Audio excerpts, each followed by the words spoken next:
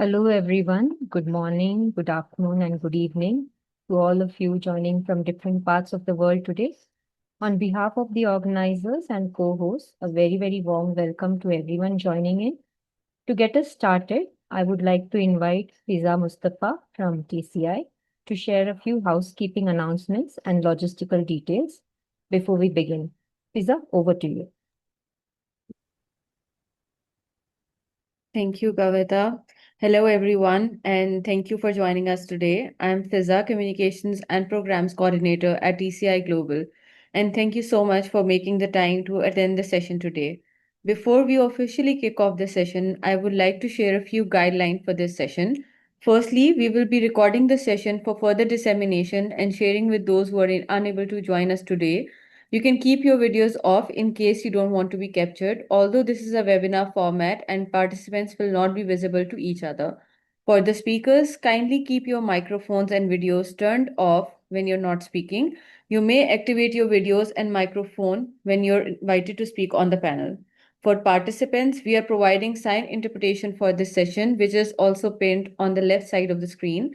We are also providing Spanish language interpretation. To access the interpretation, please click on the globe icon under the More options in Zoom and select your preferred language. When the Spanish speaker is speaking, we would kindly like to request you to switch to the English channel to listen to the interpretation in English.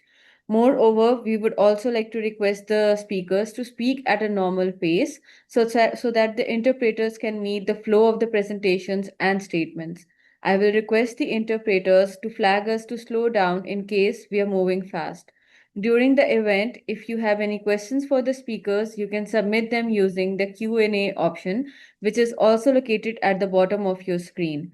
The speakers will try to address your questions directly, as many as possible, or at the end of the session. Thank you for your cooperation, and over to you, Kavita.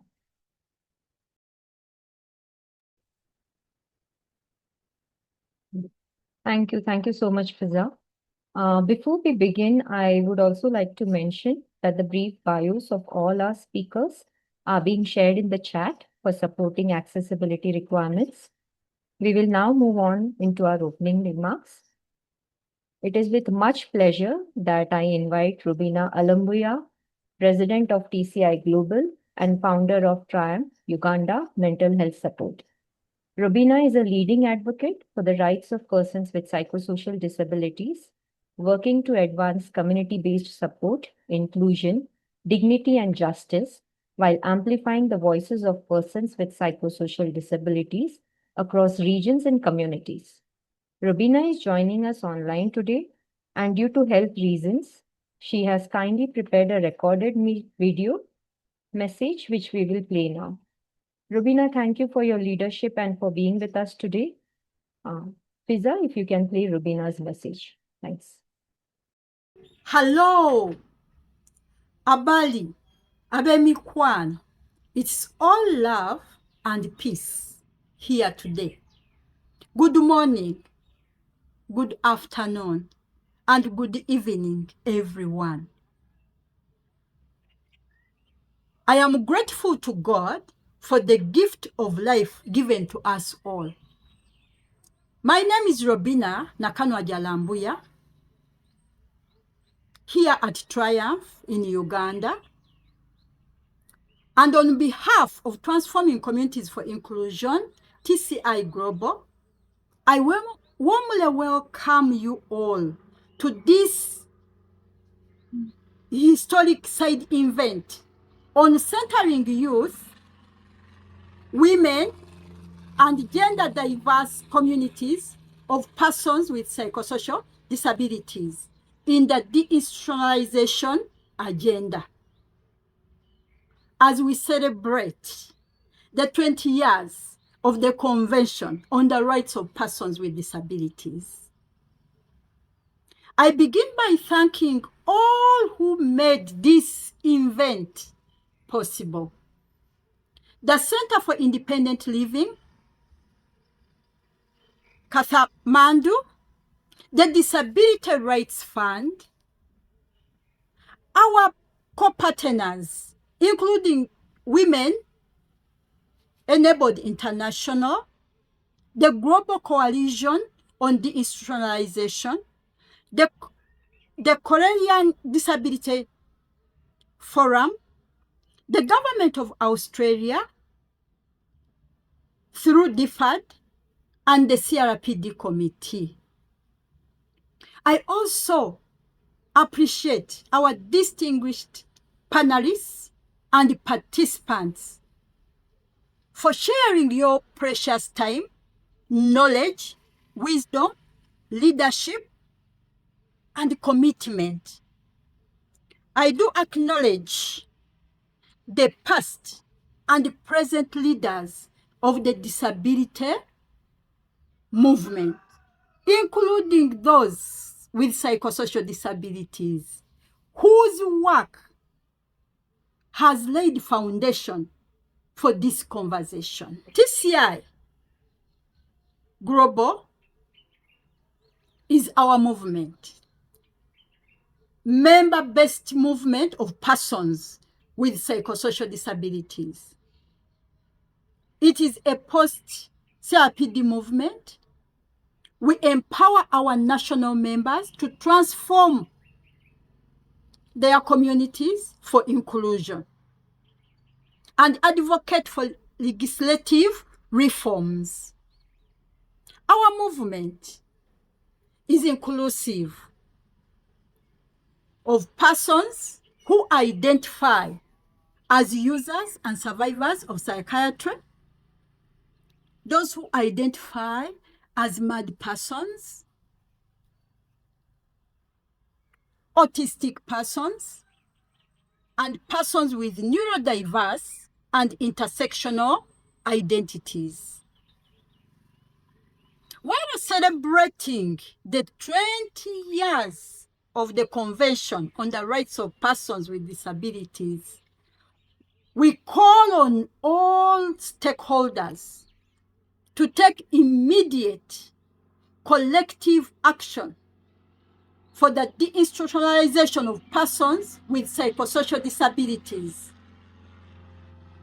and to center youth, women, and gender diverse communities in this agenda at all levels. Despite the 20 years, states still invest in medical and institutional models rather than community support for independent living. Increasingly, persons with psychosocial disabilities are not recognized as persons with disabilities in many areas.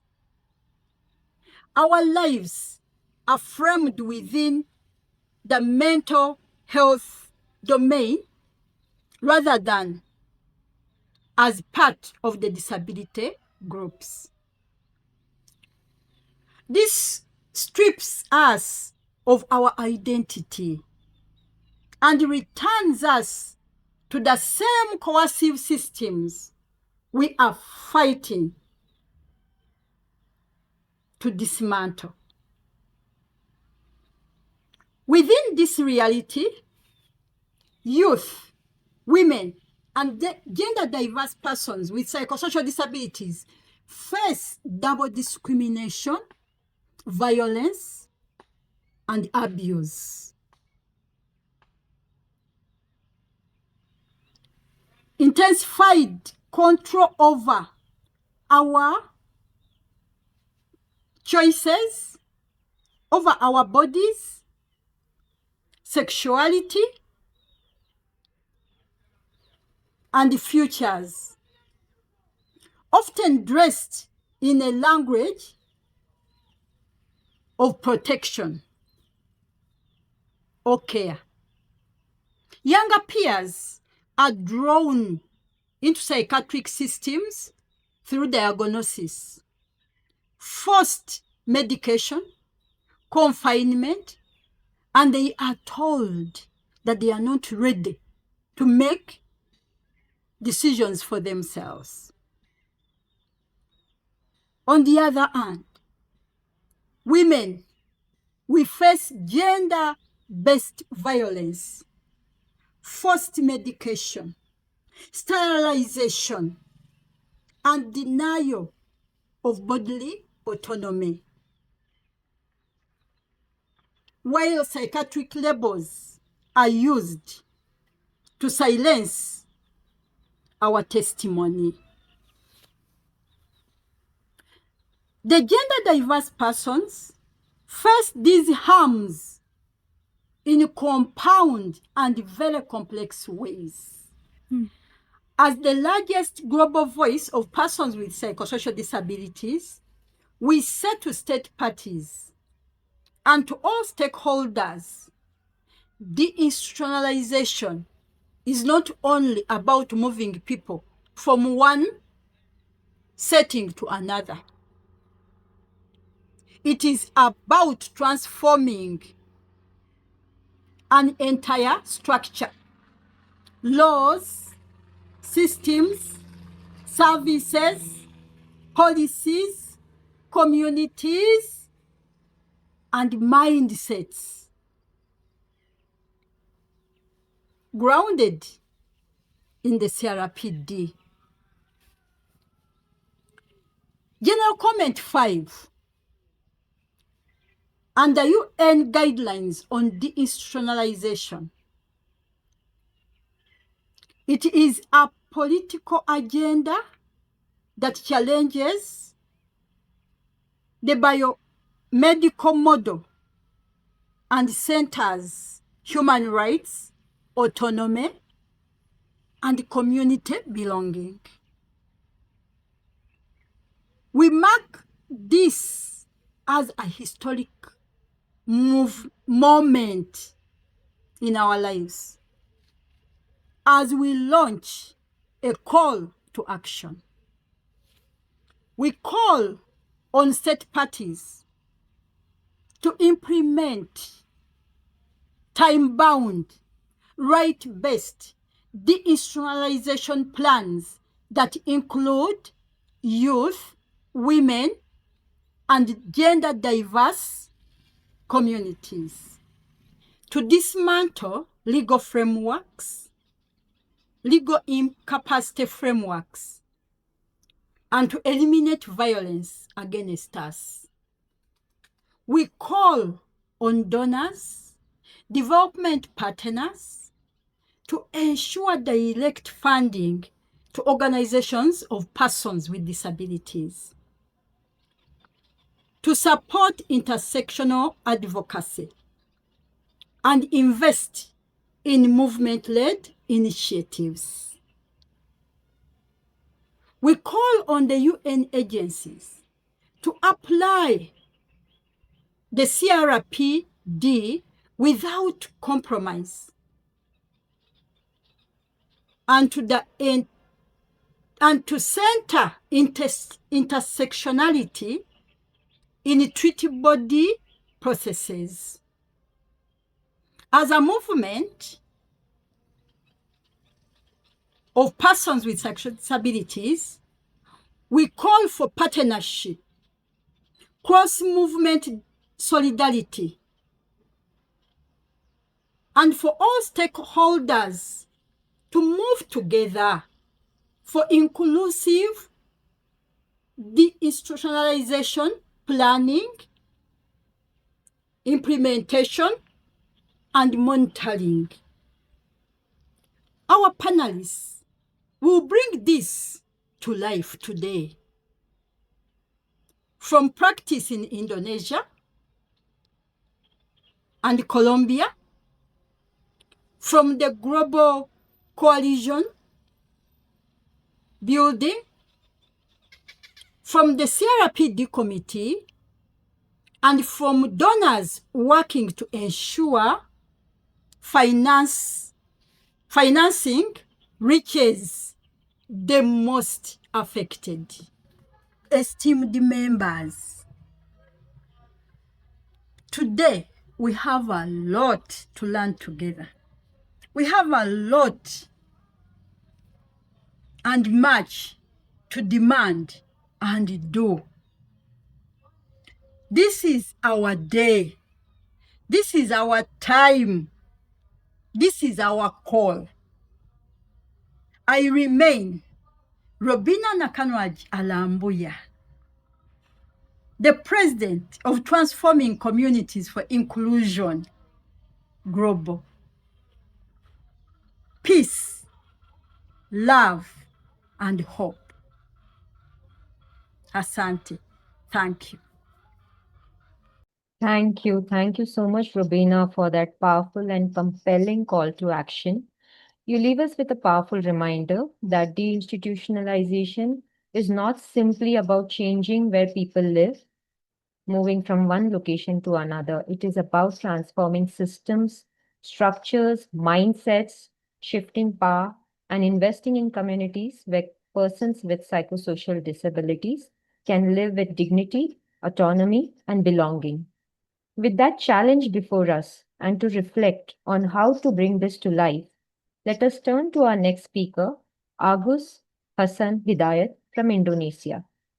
Agus is a disability rights advocate and founding member of REMISI, TCI, and the International Movement of Youth with Disabilities. His work focuses on deinstitutionalization, legal capacity, and community-based support systems. A very warm welcome to you, Agus. The floor is now yours.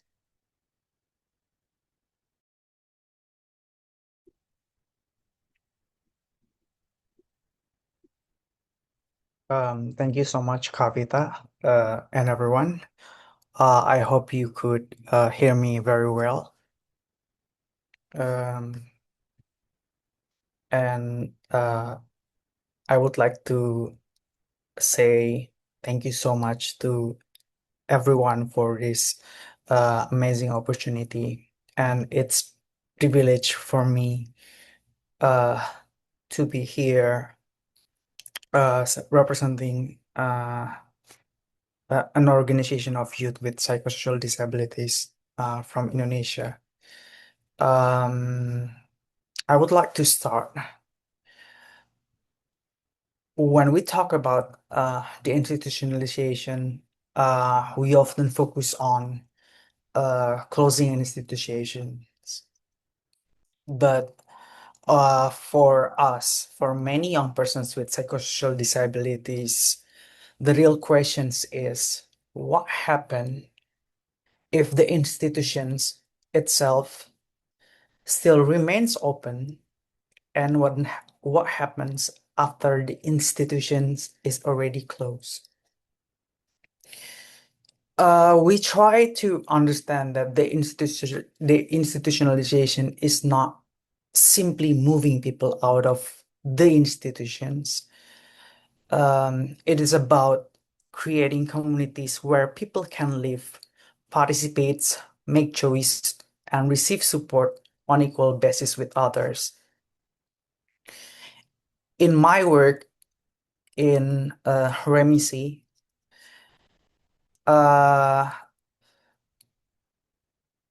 REMISI present to develop a community ecosystem where persons with psychosocial disabilities, MAP people, neurodivergence, or persons with neurodevelopmental disabilities could have a safe space where we could gather together to strengthen our legal capacity through social interactions and knowledge exchange. Our approach focuses on developing community-based alternatives that are led by persons with psychosocial disabilities ourselves.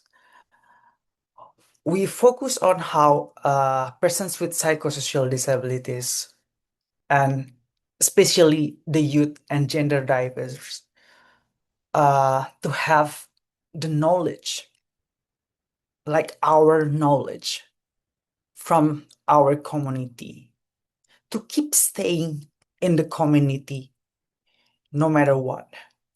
We have a strategy regarding what to say to a psychiatrist or to our parents regarding our conditions, because it can lead to the institutionalizations.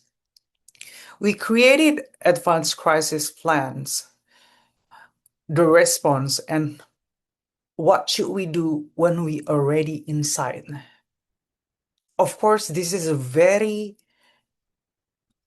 knowledge that it's very hard to documentize or to make like a toolkit or a guidance. In Remisi, we rather than seeing young people as a passive recipients of care, we see them, we see us as a right holders, advocate, and community members. In our work, live experience is treated as expertise because we own the knowledge.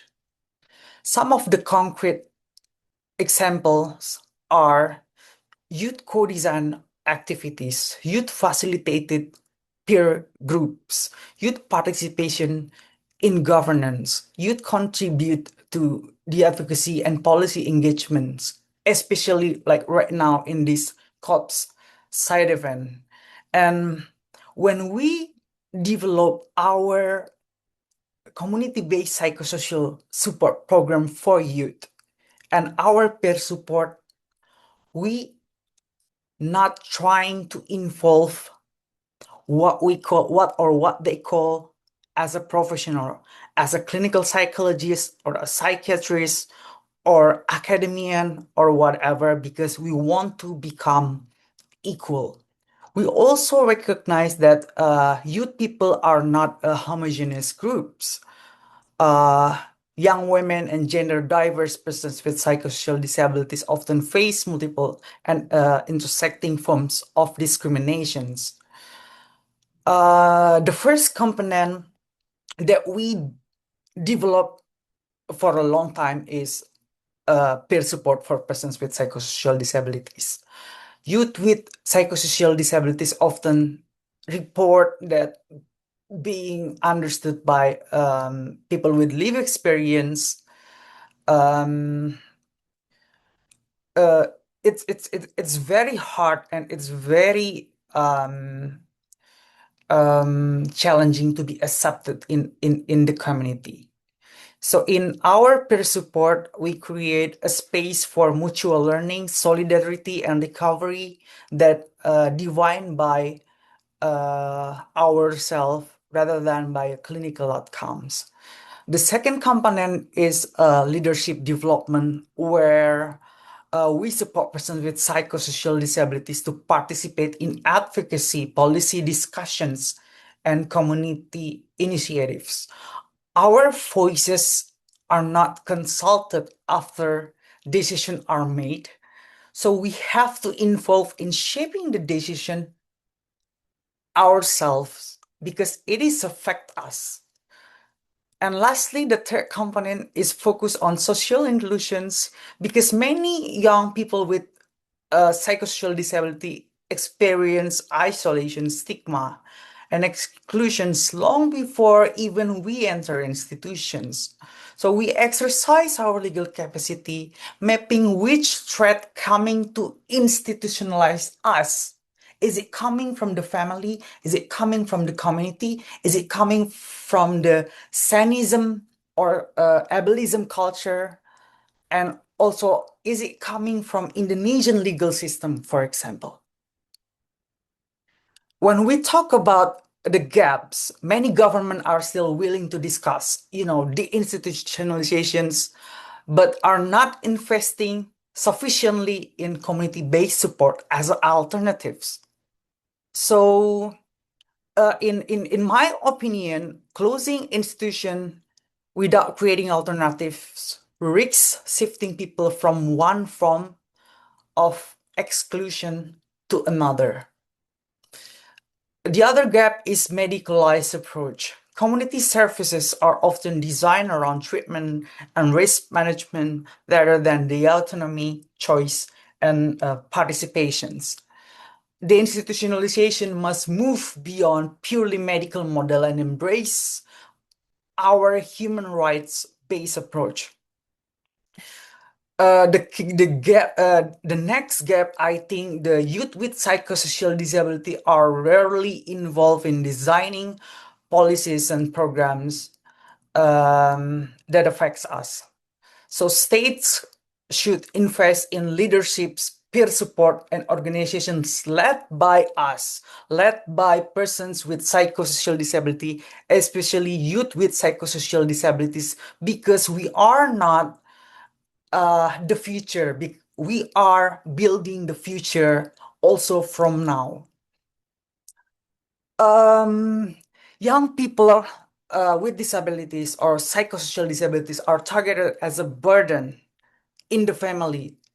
Our distress is medicalized. Our transition to adulthood is intercepted by guardianship, formal or informal, and our right to shape our own future is stripped away before even we started our our life, and it is exposing us to even a greater risk of exploitations, violence, abuse, and institutionalizations. For Remisi and persons with youth with psychosocial disabilities, deinstitutionalizations requires more than reforms. It requires transformations. It requires dismantling cultures of paternalisms and building system based on autonomy, solidarity, and human rights. Violence and abuse Agus, begins sorry to, when, yeah, very sorry to interrupt you, Agus. If you can wrap up in about, say, 30 seconds. Okay, yes. sorry. Violence and abuse, I think it begins when society treat the diversity as something to be controlled or to be cured. To achieve DI or the institutionalizations, we have to understand that the institutionalization is not only about where people live. And when we talk about it, so we have to ask, are we creating a service for young people with psychosocial disability, or are we creating communities where us genuinely belong? And in my opinion, I sometimes wonder that the greater barriers to the institutionalization is not the institution itself. It might be it may be the society attachment to the idea of normality, paternalism, and cynicisms. And for the future, the institutionalization, it depends not only on where people live, but it depends on whether we are willing to share power. So institutions cannot reappear in a new form because the institutionalization is a mindset. Thank you very much. Thanks a lot. Thank you so much, Agus, for sharing about your work. You do leave us with a powerful challenge, not to confuse relocation with liberation. And you leave us with powerful messages to have knowledge, like our knowledge, to keep living in the community no matter what. The institutionalization succeeds only when communities are equipped with the supports, relations, opportunities, and leadership that enable people to live with dignity, autonomy, and belonging, and to a future that can be built together, and to a future that is led by youth with psychosocial disabilities. Building on that perspective, we now turn to the intersections of psychosocial disability, gender diversity, and LGBTQI rights. It is my pleasure to invite Lau Ramirez Guerrero from Iniciativa ALSI, Colombia, also a member of TCI. Lau is a trans and non-binary activist, social worker, and expert by experience whose work advances dignity, inclusion, and social justice through community-based and rights-based approaches. Lau, very warm welcome to you, and the floor is all yours. Hi, everyone. Thank you so much. Thank you for your invitation. Agus made an important introduction, so to some other things that I wanted to mention. As you mentioned, my name is Lau. I am a trans and non-binary person with a psychosocial disability. I'm 39 years old and I work at Iniciativa ALCE, which is a grassroots organization led by survivors of psychiatric violence and led by people with lived experience and experience in advocacy and activism for the rights of people with disabilities. ALCE are the letters for abolition of logics of punishment and confinement in Spanish. Next slide, please.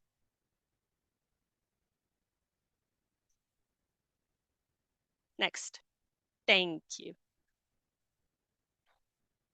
So when we talk about LGBTIQ plus people with psychosocial disabilities, I think it's very important to start by asking ourselves different questions instead of asking why so many LGBTQI people experience such psychological distress. I think we should ask ourselves what social structural conditions are the ones that are producing that distress.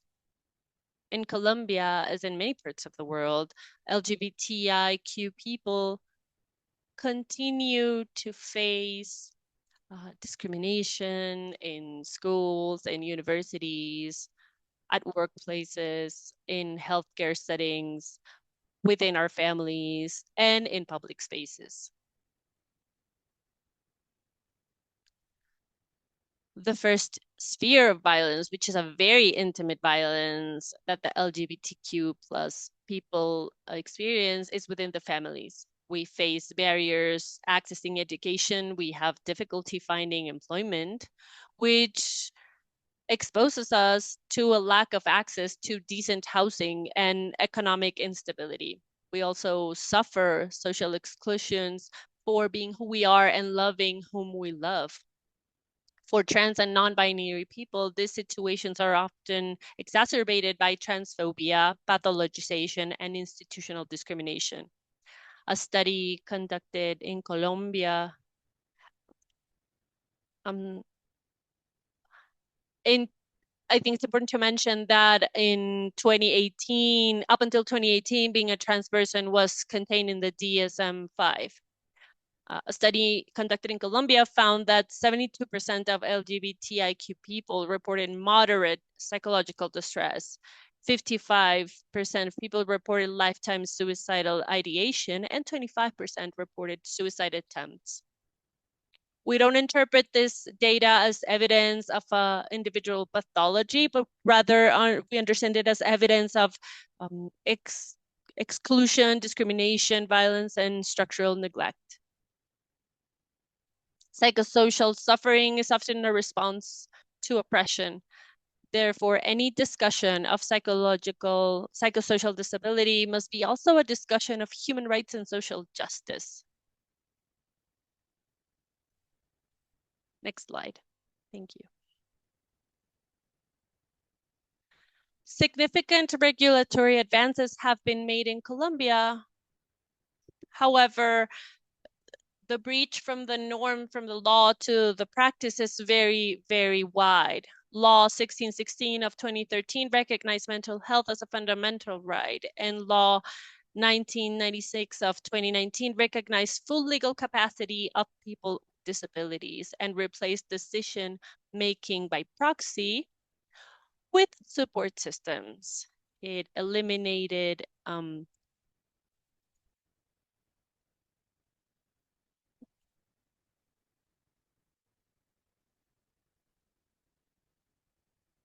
more recently, national debates on affirmative care for transgender people have emphasized that mental health services should not be used to validate or invalidate a person's gender identity, and that emotional crisis or psychiatric diagnosis should not automatically become barriers to access healthcare.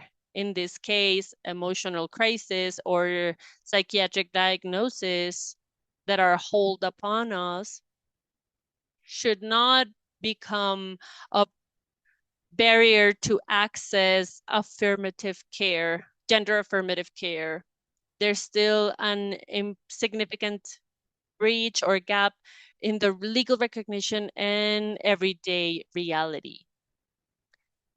Many people continue to encounter coercive responses when they experience a crisis. Almost always, support is replaced by control, and people with psychosocial disabilities face a latent risk of institutionalization and confinement. Psychological distress is treated exclusively as a medical problem, disconnected from social situations that cause it. Institutional responses continue to rely on institutionalization, forced interventions, or substitution in decision making. We still have a long way to go. Next slide, please.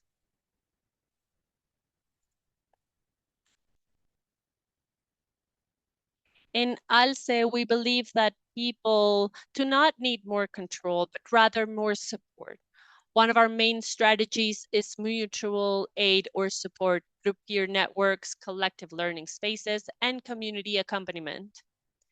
We share experiences, we exchange knowledge, navigate institutions together, and support one another in difficult times. Mutual support is important because it recognizes that lived experience also generates knowledge, strategies, and forms of care.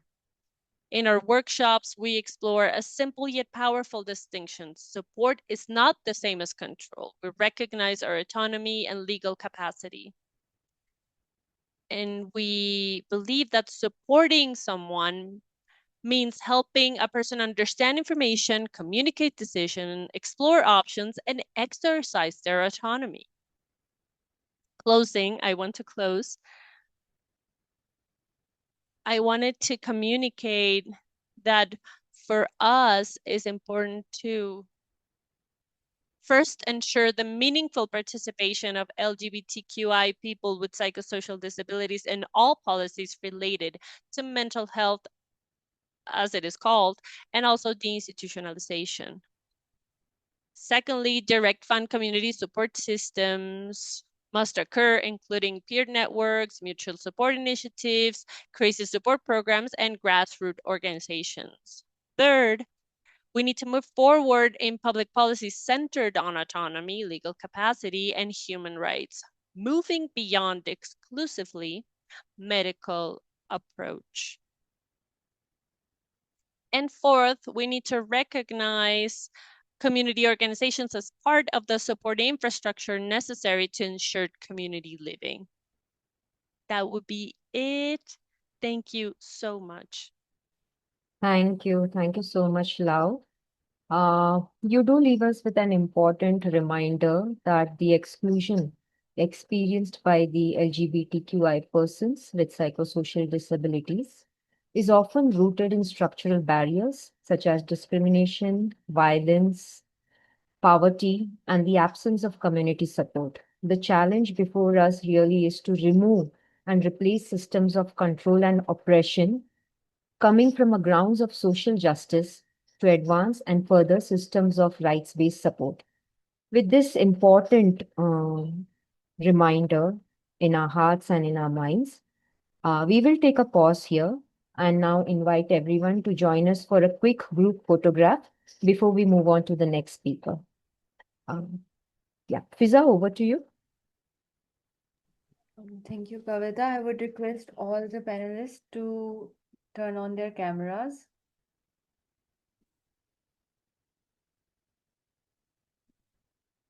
And yes, thank you. I see everyone in the room now. I will take a screenshot on 1, 2, 3, go. 1, 2, 3. Thank you, everyone. This All is done? perfect. Yes. Yeah, thanks a lot. Thank you. So welcome back, and it is my pleasure to invite Ines Bullich Bojukario from the Global Coalition on Deinstitutionalization. Ines is director of the European Network on Independent Living and has spent more than 2 decades advancing independent living, inclusion in the community, and deinstitutionalization. Today, she'll speak on from global standards to local action. So important for all of us strengthening implementation of deinstitutionalization guidelines through global, regional, and grassroots collaboration. Very warm welcome, Ines, and the floor is all yours. Thank you very much, Kavita, and hello, everyone. Thank you for organizing this important side event on deinstitutionalization, but not only. What we want to make sure is that in deinstitutionalization efforts, in deinstitutionalization reforms, no one is left behind. On behalf of GCDI, we very much welcome this discussion. I would like to tell you a little bit about the Global Coalition on Deinstitutionalization to start with. I would say we were created really with the same sort of goal as is covered by this side event, and that is to make sure that no one is left behind. So we started as the COVID-19 Disability Rights Monitor because there were many groups who really suffered segregation, marginalization, death during COVID. And we started by trying to find out how people in institutions experienced this situation, the rights abuses that took place. We monitored that and we brought out the findings globally. So that was the start of GCDI. We then, of course, noting that COVID had a disproportionate impact on people in institutions, disabled people in institutions, we advocated for guidelines on deinstitutionalization. And we were very happy that the CRPD committee recognized that and started working on the guidelines. And I would like to give a nod to Amalia Gamio, who is with us today, who was very much behind this important effort. The primary purpose, let's say, of GCDI was at that time to support the committee with bringing about these guidelines. Now GCDI is composed of the organizer of the side event, Transforming Communities for Inclusion, my own organization, ENIL, International Disability Alliance, Inclusion International, Disability Rights Initiative, Validity, and the Center for Validity Foundation, and the Center for Human Rights at the University of Pretoria. We are an informal coalition. We don't have any additional resources for this work. So we have come together really to promote the implementation of the guidelines, to promote the sharing of knowledge, of solidarity, of really making sure that deinstitutionalization is on top of discussions, that it's a topic that is discussed during the Conference of States Parties, during other important events, because we do have really so many people still stuck in institutions across the globe, but also many people living in the community without appropriate support and at risk of being institutionalized either in various facilities or in their own homes. We are happy that we do have the guidelines on the institutionalization today, and they remain an important document, an important addition to the convention and to the General Comment 5 on Article 19, because the guidelines do give more of the guidance to the state parties on how to move away from institutions and how to support everyone to live included in the community. And the colleagues who spoke before me today spoke about some of the risks of deinstitutionalization when it is not done the right way. such as just moving people from institutions to other facilities, or closing institutions and not creating any alternatives in the community. So the point that is really highlighted in the guidelines is that it is not about, of course, moving people from one place to another, but deinstitutionalization should be about restoring choice and control to people, to disabled people. The guidelines also explain the role that should be played by survivors of institutions, that they should be at the forefront of the efforts, should be leading DI processes. Deinstitutionalization requires changing of legislation, of getting rid of laws and policies which maintain status quo or continue to direct funding into institutions, for example. But the guidelines also introduce some new elements, as opposed to the General Comment 5, for example, such as the importance of reparations and remedies in the process of DI, access to justice, but also, for example, the role of monitoring and international cooperation in these processes. The guidelines also adopt an intersectional approach. So there are separate sections focusing on children with disabilities, on older people with disabilities, women and girls with disabilities, which is really key to making sure that the community supports that are created work for and are inclusive of everyone. And this intersectional approach is also evident in the definition of institutions and the sections explaining what formal and informal support should exist to make sure everyone has the right support. Of course, we have a major challenge in the guidelines really becoming a reality, because we might agree here how deinstitutionalization should be done, but we do need governments to really step up and to really move forward with this process. Unfortunately, even though we're celebrating 20 years of the CRPD in this respect, not much progress has been made. So I just want to finish by, I can see Kavita, I just want to finish by saying, highlighting a little bit that GCDI is here. We are very interested in hearing from different communities, from people in different countries, parts of the globe, about their experiences. We do believe there is great value in sharing, but also just solidarity between us and supporting each other as advocates for independent living and for deinstitutionalization. I just want to end by saying that at the moment GCDI is running webinars. The different members are doing various initiatives to support the implementation of the guidelines, such as collecting data. So I will share in the chat a link where you can also join some of these initiatives.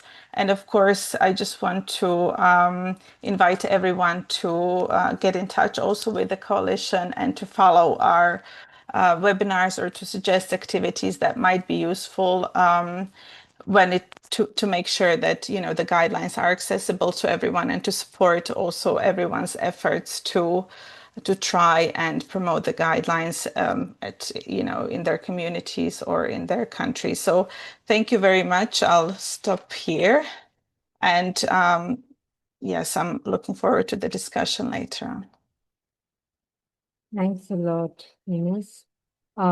Indeed, I think deinstitutionalization is beyond borders and structures. And you remind us that international standards only achieve their promise when they are translated into local action through collaboration among governments, disability movements, donors, and communities, creating alternatives and restoring choice and control to disabled people. With that foundation in place, we now turn to another critical dimension of today's discussion, the intersectional forms of violence and discrimination experienced by women, youth, and gender diverse persons with disabilities. I will also request all panelists to keep to time so we can hear everyone today and have enough time for all to intervene. On that note, it is an honor to introduce Amalio Gamio Rios, Vice Chair of the CRPD Committee.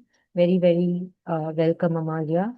Amalia has dedicated her career to advancing disability rights nationally, regionally, and globally, including as a member of the drafting process of the CRPD itself. As Vice Chair of the CRPD Committee, she brings a unique perspective on the implementation of disability rights across the world. Today, she will share her emerging learnings from the committee's work on intersectional violence affecting women, youth, and gender diverse persons with disabilities. Amalia, once again, we are honored to have you with us, and the floor is all yours.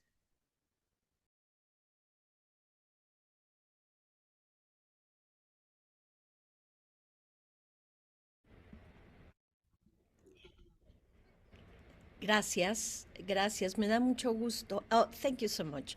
Thank you for joining us today. Um, just a moment. We know that exploitation, violence, and abuse based on disability have not decreased in the 20 years since the convention entered into force. It occurs not only in institutions, but also in homes, schools, workplaces, and public spaces. It is a phenomenon that is largely overlooked. Society and governments have also failed to take into account the intersectionality experienced by persons with disabilities. A lack of understanding of the guidelines on the institutionalization, including emergency, has led some states to remove persons with disabilities from segregated facilities without first establishing a program.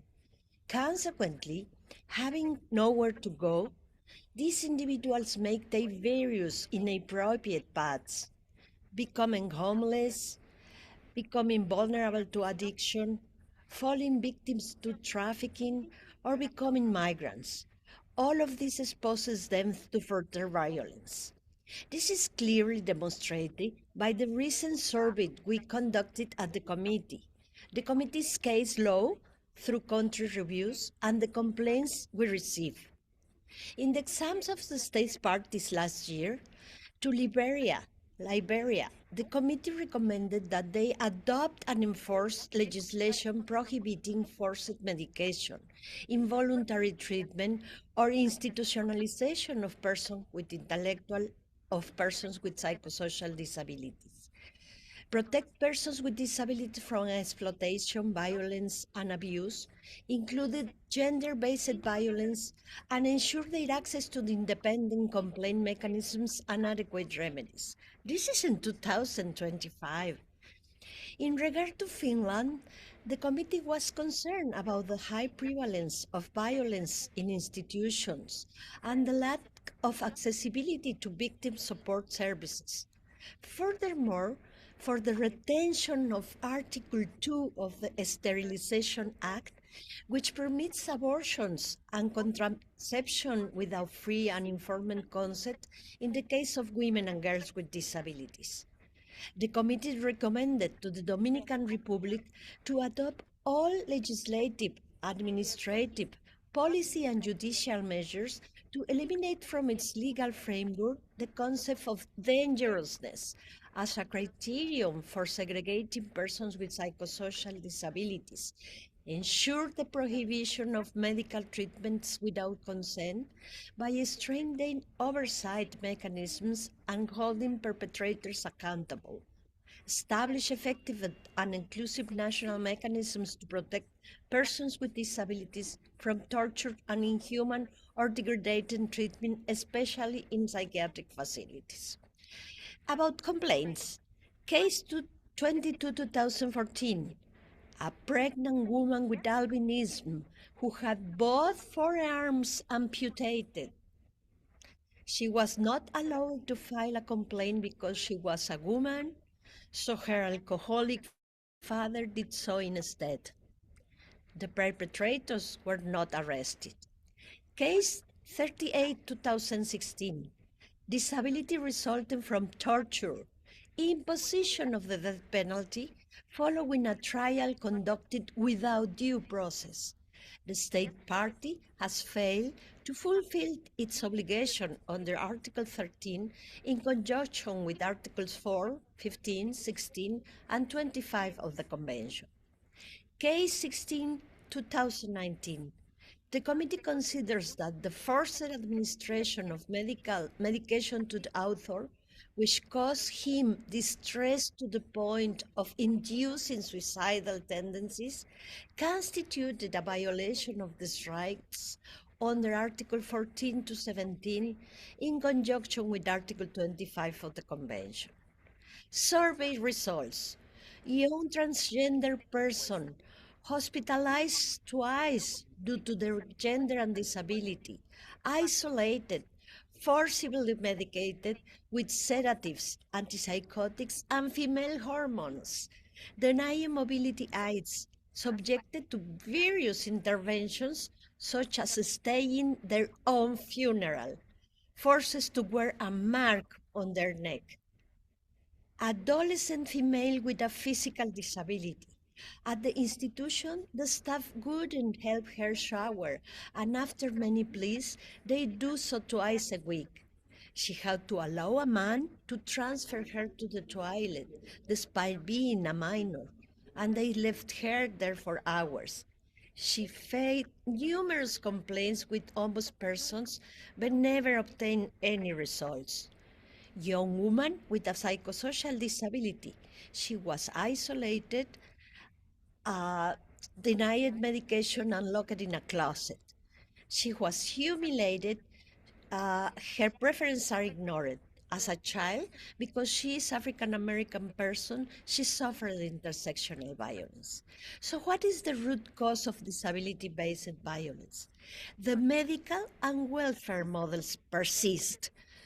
Governments signed and ratified the convention without understanding the magnitude of the commitment they were undertaking.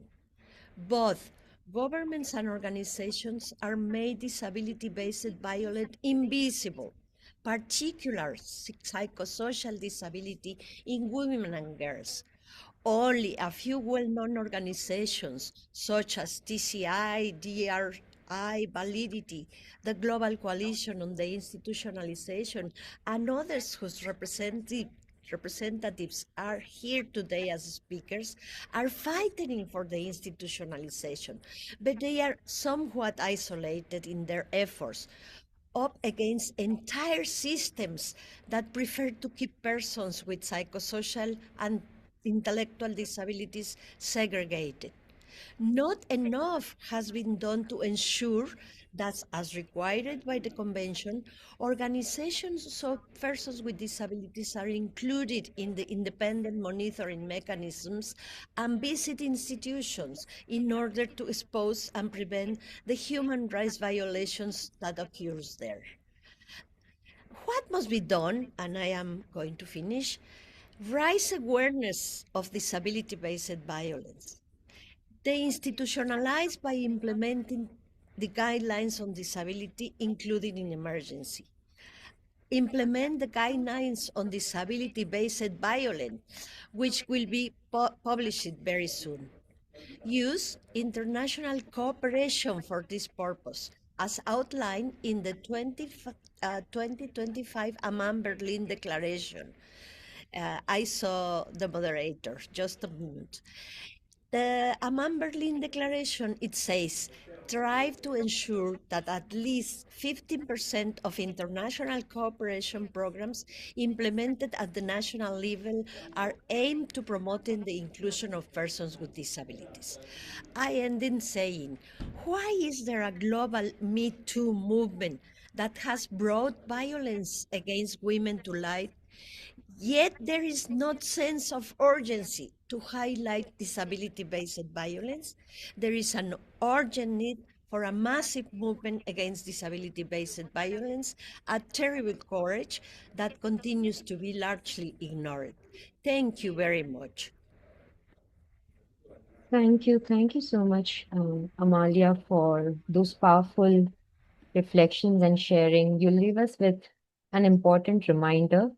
Disability based violence remains one of the least visible human rights issues of our time, and especially of violence occurring within institutions. As you highlighted, meaningful deinstitutionalization requires accountability and justice from the state, from the perpetrators, and indeed from all stakeholders.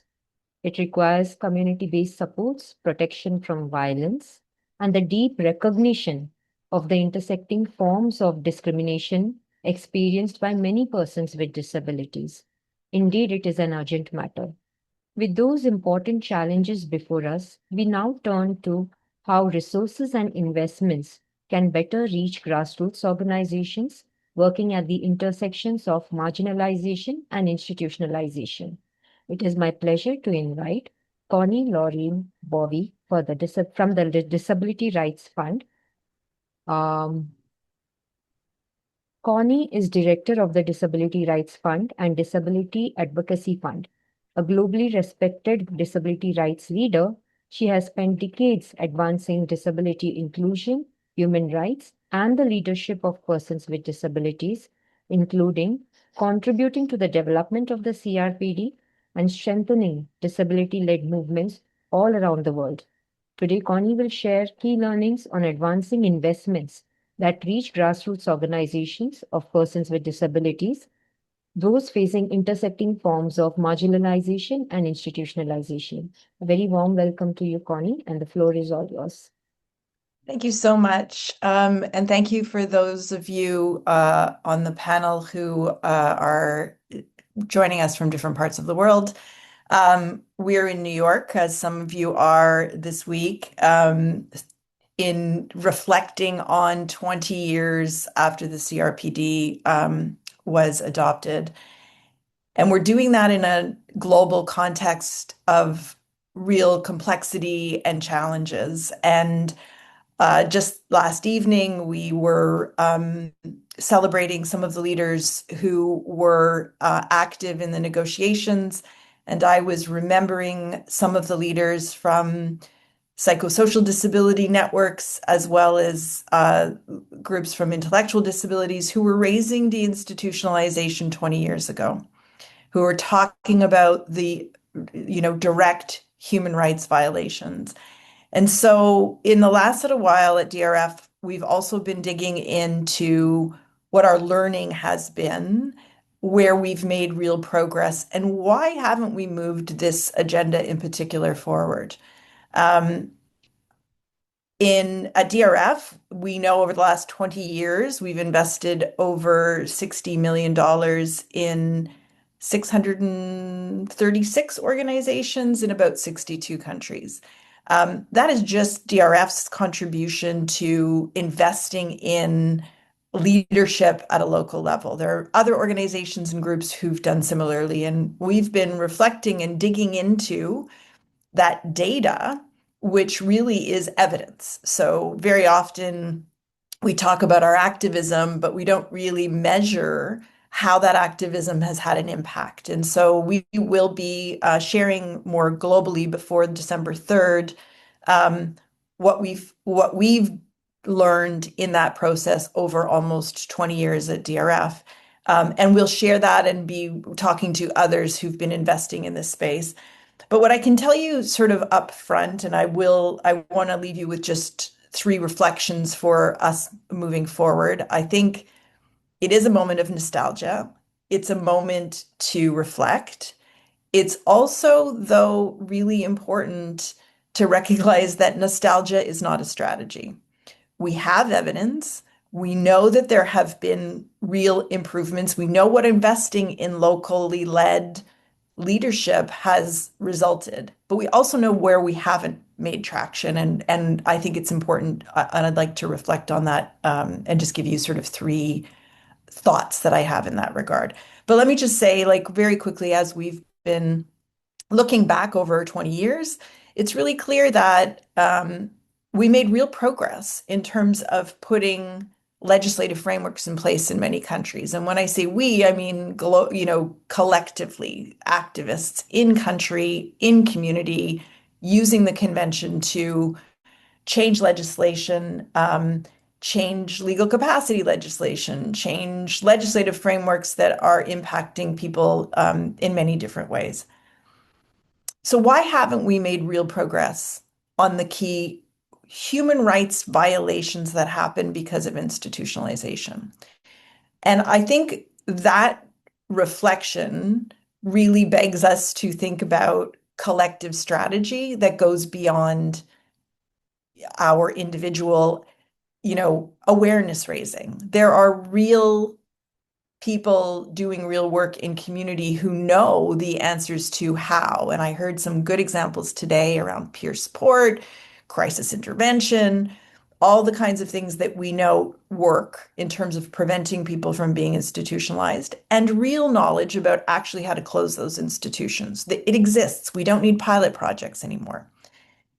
So in reflecting, I think there are several things to think about. One is we are in a moment where activists are organizing differently. I'm fascinated by and have the opportunity to hear a lot about different ways that activists are organizing. And there's a new generation mobilizing in different ways. And DRF and in supporting, doing advocacy with other funders, we're really trying to encourage looking at those groups who are maybe not in the center of current disability rights work, but are evolving into organizations that are about disability pride, youth networks that include disability in different aspects of their work, gender and indigenous women's organizations of disability.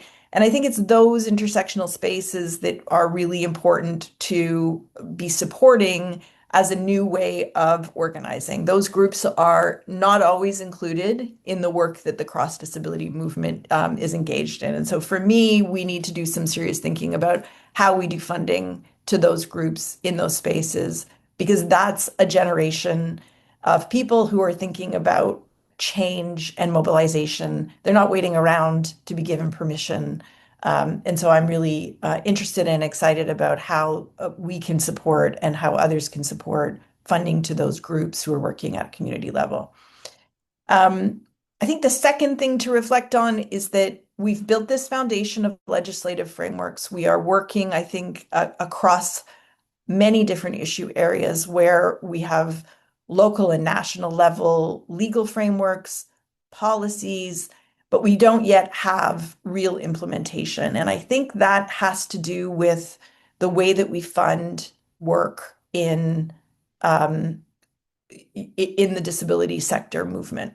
So we have highly focused on legal frameworks. That means that we've needed to support people in the movement who have legal knowledge. I think there's a move now to think about, well, how and where do we support activists to have what they need to move forward in practice? And so maybe finding ways to support movements that's more focused on implementation strategies, like what does it look like in community to develop alternatives to institutionalization. So getting money into those spaces, I think, is going to be important. And I heard even on this call a few examples of rapid response mechanisms, funding crisis interventions.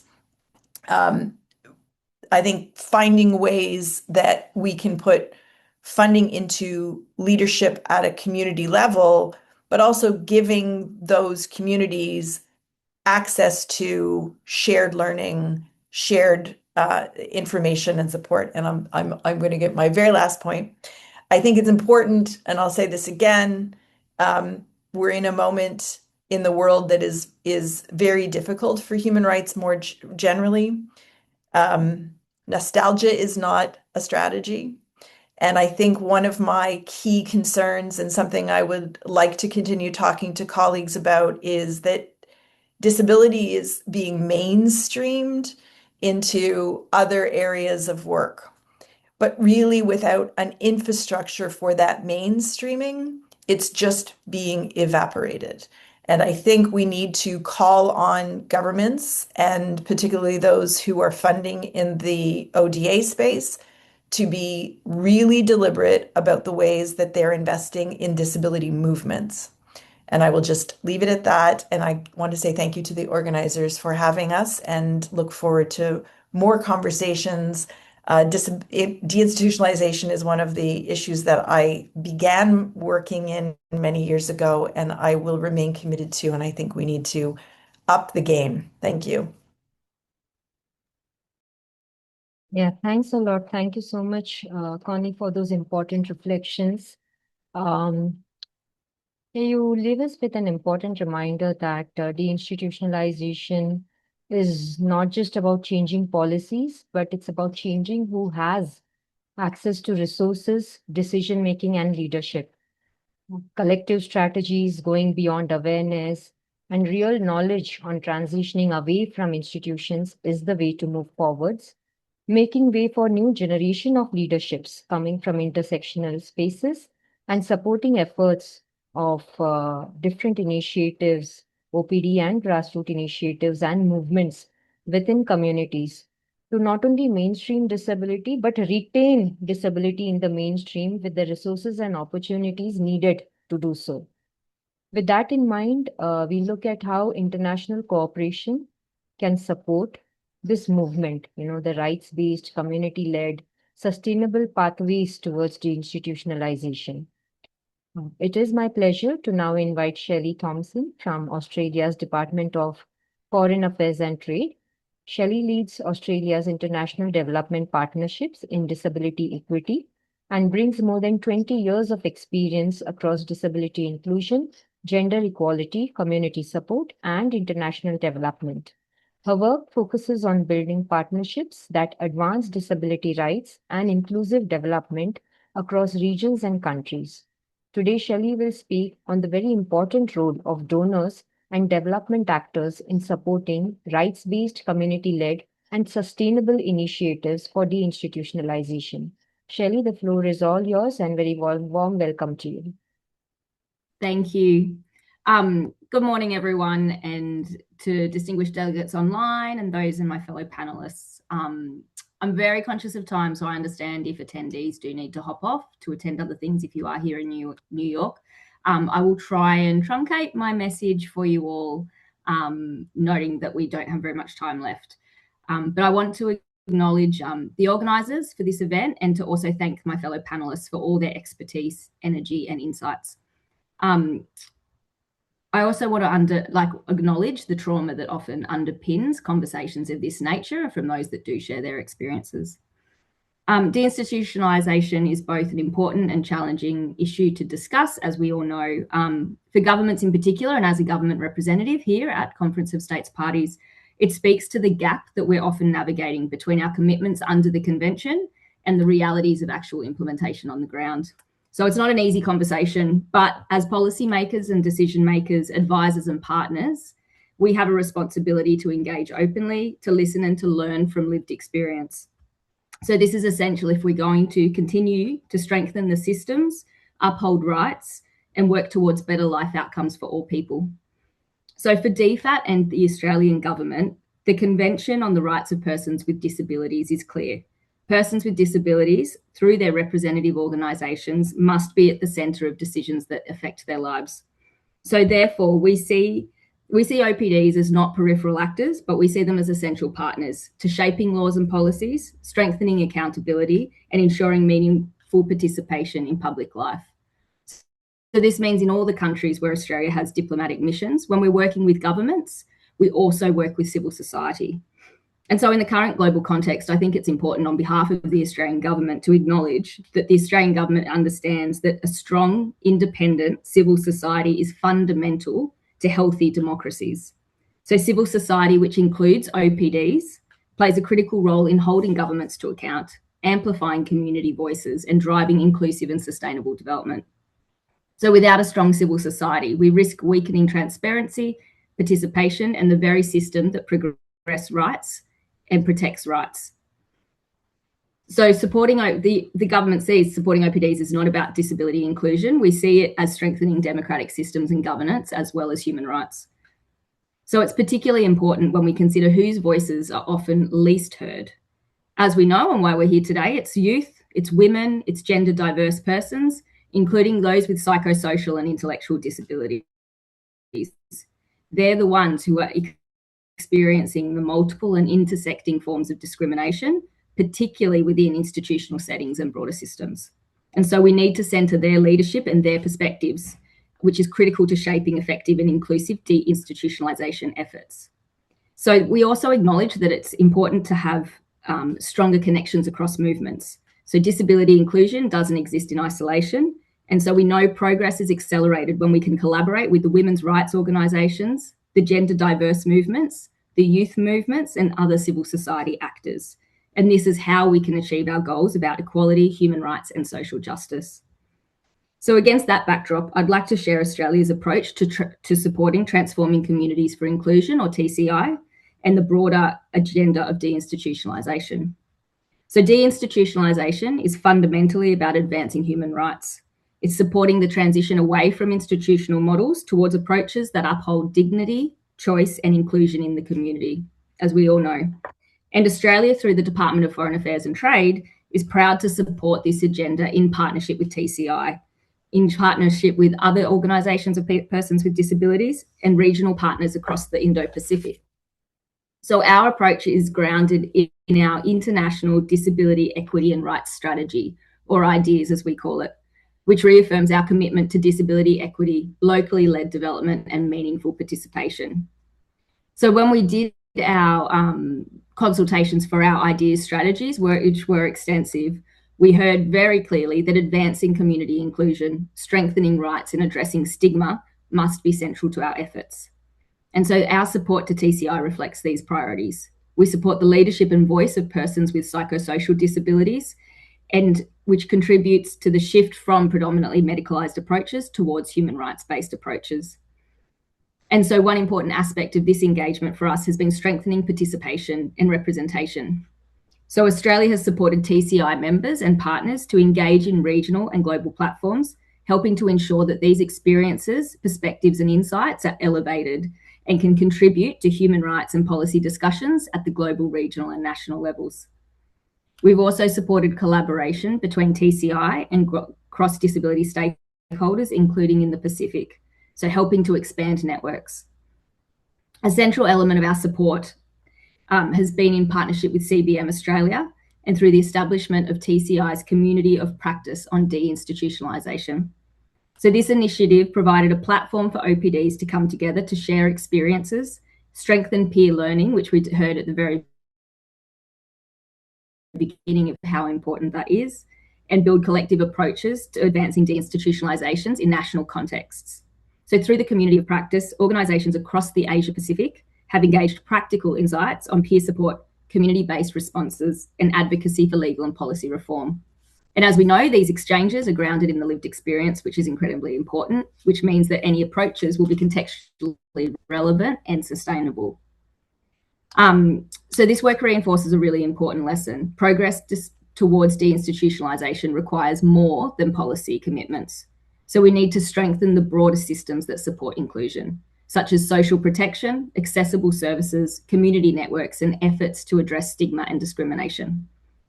And so in many settings, institutional models remain prevalent and community-based alternatives are still developing. So progress therefore requires also greater investment into community-based solutions and supports. So Australia places a very strong emphasis on partnership. So we work with OPDs, we work with governments, and we work with other development partners to support these community-led approaches. We also recognise, I'll finish up, Kavita, thank you. We also recognise the importance of continued learning. So as a development partner, Australia is committed to listening to the disability movement and drawing on the continued expertise of OPDs, including TCI, to inform our approaches. So I'll summarise and just say, thank you very much, everybody, for the discussion today. Thank you for all the attendees online for your time for this important discussion.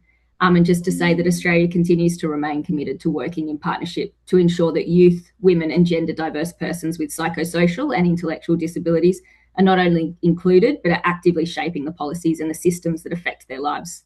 So thank you very much for your time today, and wishing everyone that's here a wonderful CoSP week. And for those that are continuing to work in their countries overseas, I wish you all the best. Thank you. Thank you so much. Thanks a lot, Shelley, for those thoughtful reflections. Um, you highlighted the role of donors and development actors as not to having to replace the leadership of persons with disabilities and lived experiences, but to support and to strengthen community-led ecosystems, collaborations, and opportunities which make inclusion, lived experience, leadership, and community living possible. So, as we approach the close of today's discussion, it is only fitting that we look ahead to the partnerships, alliances, and collective actions to realize the promise of the CRPD in years to come. It is my pleasure to invite our final speaker for today, Elizabeth Schroeder from Women Enabled International. Elizabeth is a lawyer and disability rights advocate whose work has advanced legal capacity, sexual and reproductive health rights, inclusive education, cognitive accessibility, and gender-based violence prevention. Through her work with Women Enabled International, she has helped strengthen global efforts to advance the rights of women and girls with disabilities through intersectional and collaborative approaches. Today, Elizabeth will offer concluding reflections on mobilizing partnerships for cross-movement solidarity in the next 20 years of the CRPD. Elizabeth, very warm welcome to you, and the floor is yours. Thank you so much, and thank you to all my fellow panelists for your insights and for your ongoing work on this important issue. I'd first like to talk about two lessons in particular about building partnerships across movements, drawn from a recent years-long research project on the right to legal capacity, or the right to make decisions, and sexual and reproductive health and rights for women and gender diverse people with psychosocial disabilities and with intellectual disabilities. This project was done in partnership with Women Enabled International, TCI, Disability Rights Fund, Inclusion International, and 5 local organizations of people with disabilities from around the world, including Triumph Uganda, PSA Fiji, CHI in Kenya, LIBER in Spain, and SABE in the United States, along with many individual collaborators, some of whom are here today. The first lesson that I'll highlight is how important it is to build inclusive and respectful partnerships within our movement. I think first this means acknowledging who has been excluded from within movement partnerships. As others have talked about today, women and gender diverse people with psychosocial disabilities and our colleagues with intellectual disabilities have been disproportionately impacted by issues like institutionalization, and at the same time have been left out of decision-making spaces and research about these issues. When it comes to human rights research and reporting, when women and gender diverse people with psychosocial or intellectual disabilities have been included, it's too often been as subjects of research rather than as designers and leaders of it. With that in mind, to build meaningfully inclusive and respectful partnerships in this research project, we tried to do things differently. We started by training each other on how we could meet one another's accessibility needs. For example, we learned from the Listen, Include, Respect guidelines by Inclusion International and Down Syndrome International, and TCI's guidelines on accessibility. We co-designed the project together from the beginning, and women with intellectual or psychosocial disabilities led the field research, conducting the focus groups and interviews themselves. Everyone was paid for their time and expertise. We took our time, we built relationships, and we listened to one another. We made mistakes, and we learned from them. This work requires investment in time and in resources, but I believe it's necessary for meaningful and lasting partnerships. And when we do it well, these partnerships are powerful. In the context of research, in addition to being foundational for ethical and rights-based research, they lead to more accurate and nuanced findings. For example, many women who participated in our focus groups shared difficult stories about how institutions had affected their lives, including their ability to make decisions about their bodies, relationships, and having children. Many of the researchers who led the focus groups said that they thought participants felt comfortable enough to share these painful stories because they were being asked by a peer, someone who understands what they had experienced and who asked questions in ways that were thoughtful and easy to understand. Because of this, we were able to learn a lot about the connections between institutionalization, the right to make decisions, sexual and reproductive health and rights, and gender-based violence. Which brings me to the second lesson. Making connections between human rights violations can make the partnerships we build across movements more meaningful. As we've all discussed today, institutionalization is a grave human rights violation. It's something that every human rights actor and every human should care about, regardless of their particular area of focus. At the same time, it is also caused by and causes other human rights violations, like forced sterilization and gender-based violence. This makes institutionalization a cross-movement issue. By that, I mean, for example, that in addition to being a disability issue, its devastating impacts on both sexual and reproductive health and rights and gender-based violence make it a clear gender issue. And in many parts of the world, its past and present connections to the criminalization of LGBTQ+, as well as Black or Afro-descendant and Indigenous people, make clear that institutionalization is an LGBTQ+ and racial justice issue too. These connections are a reminder of Audre Lorde's powerful offering that there is no such thing as a single-issue struggle because we do not live single-issue lives. Acknowledging these connections make partnerships across movements easier to build, more meaningful, and longer lasting. It makes the work we do more effective and the impact we have more complete. I think most, if not everyone here on this call would agree that as far as we've come, there is a lot of work ahead of us for the next 20 years of the CRPD. If we're to do that work well, I think it will require us all to invest in building and maintaining strong partnerships. And I'll offer two sets of recommendations on how we might do so. The first set is directed to us, to human rights actors and movements.